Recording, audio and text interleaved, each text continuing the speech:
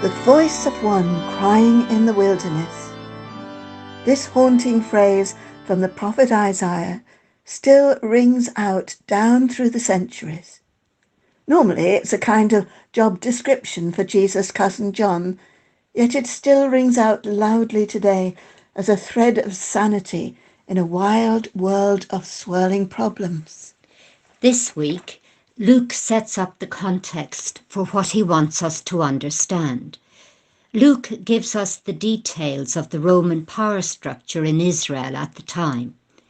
Politically, Israel had been carved up between the three sons of Herod the Great, and at first this was acceptable to Rome. Then this is contrasted with the religious world, that of the two Jewish high priests, one in power and the other the highly influential power behind the scenes. And into this strange world wanders the man God, Jesus.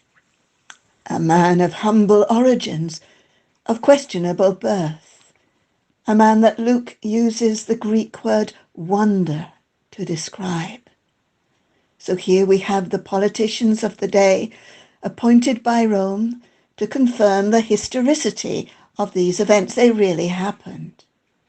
Then the religious leaders of the day politicizing their spiritual approach, all contrasting radically with an unrecognized, seemingly unprepared, wandering folk healer named Jesus, who walks onto the human stage unknown and apparently powerless.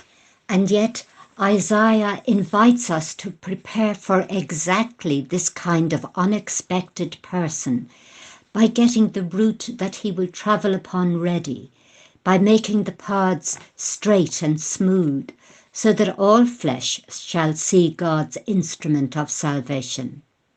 Now at that time when the high priest enters the temple, trumpets sound, so that no one may hear them speak the name of the living God, but all shall know that they have arrived. But for this unexpected man, Jesus, Isaiah is asking us to make the kind of preparation for the coming of a great high king, when most of ancient Israel declared they would have no king but the living God. Is this Luke's message? Watch out. Be prepared, because we know not the day nor the hour when out of the swirling mists of history the solution to all our human strivings will arrive, to weave them together into fabrics of light and meaning, instead of the messiness of misunderstanding. Somehow, throughout our Christian history, significant words present us with a hint of what is to come. We do have to seek them out, or at least wait until they present themselves. But even the ripples of disease within our Christian history cannot mask the goodness created deep within those with a vision to see God at work in our human history. Isaiah lived in troubled times as we do, yet he saw through the messiness of life to see the shards of glory.